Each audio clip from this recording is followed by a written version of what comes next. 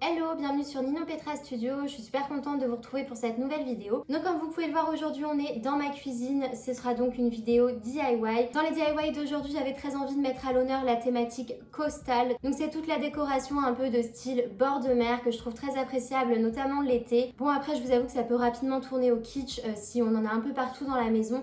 Mais quand c'est joué en petite dose, ça peut être très sympa. Je pense que cette vidéo va se dérouler en deux parties puisque j'ai eu énormément d'idées pour cette thématique. Aujourd'hui, je vais donc réaliser 3 DIY avec vous et on se retrouvera d'ici peut-être 2 ou 3 semaines pour réaliser la suite. Pour le premier DIY, on va réaliser un vase en forme de coquille Saint-Jacques. Donc c'est une tendance qu'on voit énormément en ce moment sur les réseaux et qu'on voyait déjà même depuis l'hiver dernier. Je trouve ça assez joli, c'est fun, c'est décalé, c'est playful et ça donne un petit objet ludique qui est assez sympa à mettre dans sa déco. On va ensuite réaliser un vase en forme d'oursin. Donc ça c'est un DIY que je n'ai pas du tout vu sur les réseaux ou quoi que ce soit, mais qui sort tout droit de ma tête. Bon, j'espère que ça va fonctionner. Normalement, j'ai pas trop de doute en ma méthode, donc on verra bien. Et le troisième DIY, ce seront des petits bols en forme de coraux. C'est un motif et une texture qu'on retrouve beaucoup en ce moment dans les inspirations. En ce qui concerne la poterie et la céramique, je trouve toujours énormément de nouveaux artistes sur Pinterest. Donc c'est des terres qui sont énormément texturées avant d'être travaillées et je vais essayer de reproduire un petit peu cet effet sur le DIY. Donc c'est parti, on commence avec le premier. Alors la première étape, ça va être de dessiner la forme du coquillage que vous souhaitez sur une feuille. Donc je me suis tout simplement munie d'une feuille de papier,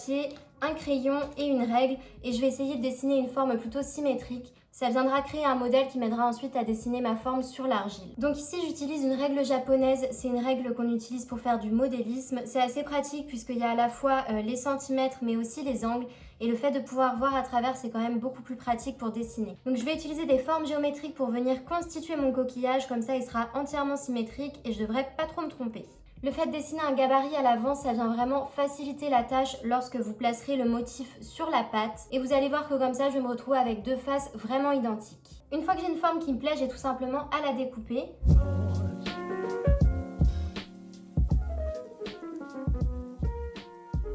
Pour ce DIY, je vais utiliser de la pâte Fimo. Honnêtement, ça fait des années que j'ai rien fait avec ça, mais je me souviens que c'était une matière plutôt agréable à travailler. Et en plus, là, je suis assez contente, j'ai trouvé cette couleur cognac que je trouve hyper jolie. Donc, j'ai déjà ouvert les 3 paquets et je vais venir répartir toute ma pâte en 2 boules. Je pense vraiment que je vais utiliser l'intégralité de la pâte Fimo puisque mes coquilles sont quand même assez grandes et j'ai envie d'un élément un petit peu robuste avec une certaine épaisseur de pâte.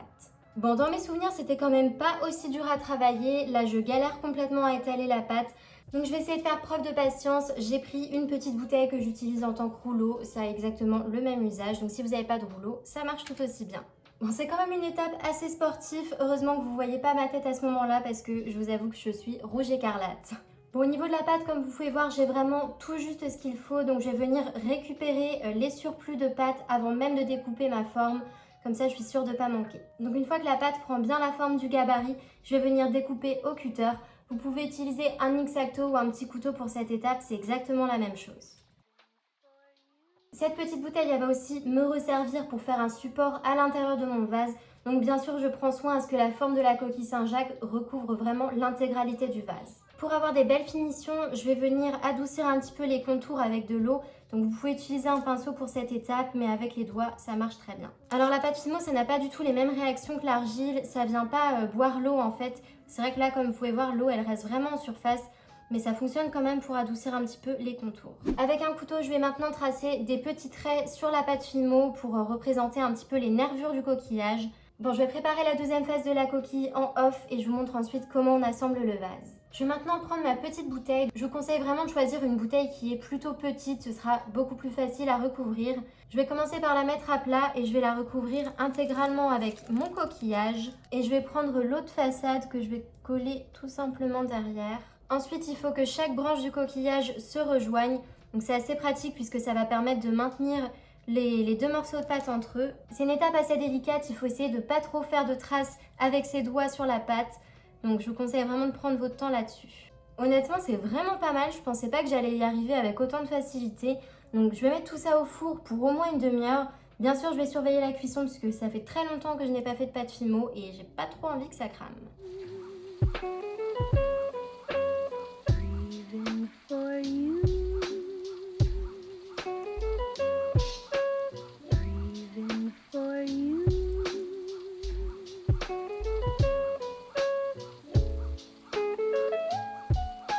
deuxième DIY, je vais également utiliser ces deux petites bouteilles en verre. Donc ici, le principe, ça va être d'essayer de recréer un petit peu la texture d'un oursin ou d'un coquillage. Donc je vais tout simplement avoir besoin d'un pistolet à colle et de bâtons de colle liquide et ensuite je viendrai repeindre avec une couleur. Donc la technique ici, c'est de créer des petits pâtés de colle tout autour de la bouteille.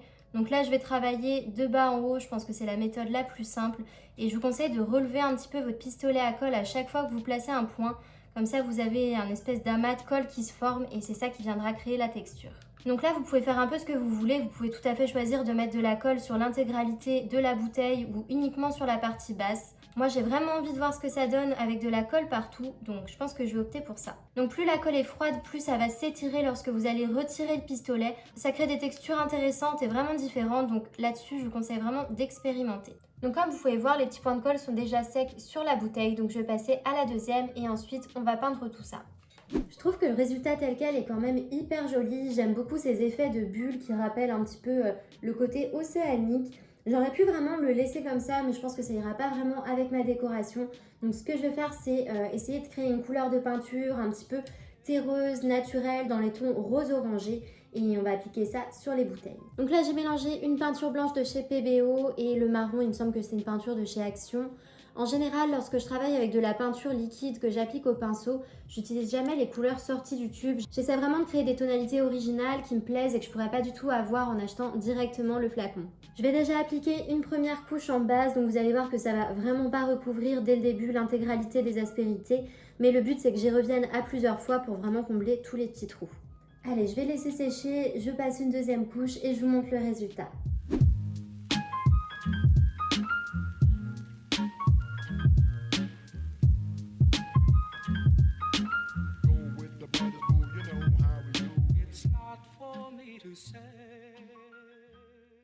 Pour le troisième DIY, aujourd'hui, je vais utiliser l'argile de chez Crealia. Donc, je l'ai acheté tout à l'heure à Cultura. C'est la première fois que je la teste, donc je vous dirai un petit peu ce que j'en pense.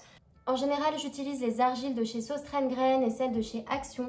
Mais là, je trouvais que la couleur était plutôt jolie, donc ça ne devrait pas changer grand-chose. Bon, la texture est quand même beaucoup plus humide que les argiles de chez Sostrengren ou de chez Action que j'ai l'habitude d'utiliser.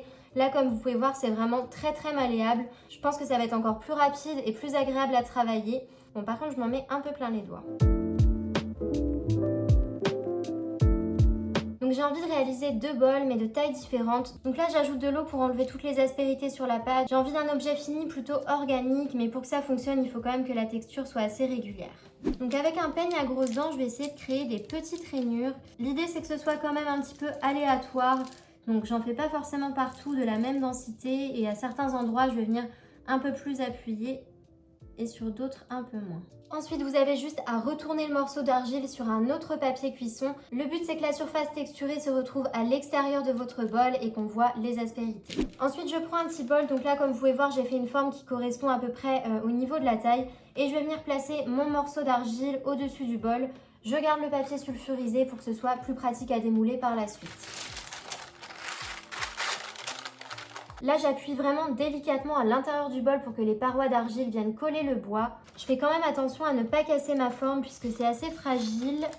Et une fois que c'est fait avec des ciseaux, vous pouvez venir couper l'excédent. Donc là, je vais couper l'excédent de papier et d'argile.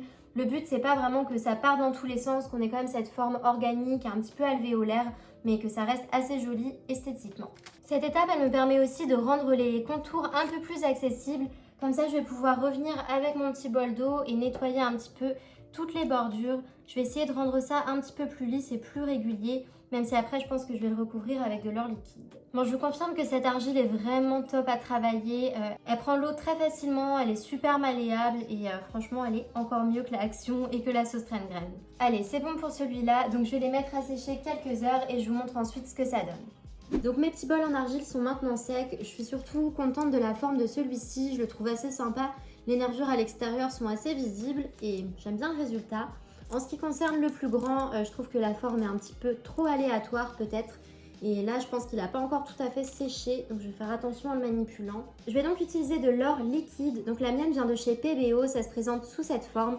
Et j'ai tout simplement besoin de la mélanger et de l'appliquer au pinceau. Là, je vais essayer de faire toutes les bordures des bols avec l'or liquide pour leur donner un côté un peu plus haut de gamme. Ici, l'idée, c'est de venir créer une ligne un petit peu aléatoire et irrégulière pour apporter ce côté artisanal et rustique que je recherche. Bien sûr, je vais venir passer de l'or liquide aussi à l'intérieur au niveau des bordures pour que ce soit plus joli. Sur celui-ci, c'est quand même beaucoup plus facile vu que les courbes sont plus larges, il y a beaucoup moins de recoins.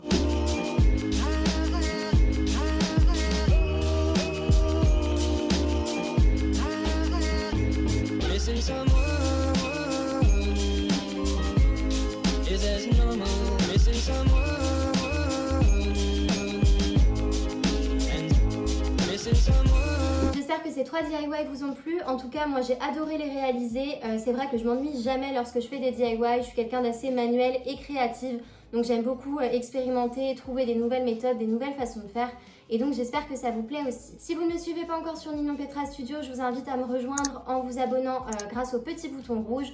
Et je vous remets également le lien de mon Instagram et de mon Pinterest en barre d'infos. On se retrouve donc dimanche prochain pour une nouvelle vidéo. Et je vous souhaite de passer une bonne semaine. Bye. T'as vu mon vase coquille Saint-Jacques? Mon vase coquille... Attends. Ton vase... Quoi? Un coquille Saint-Jacques. Eva?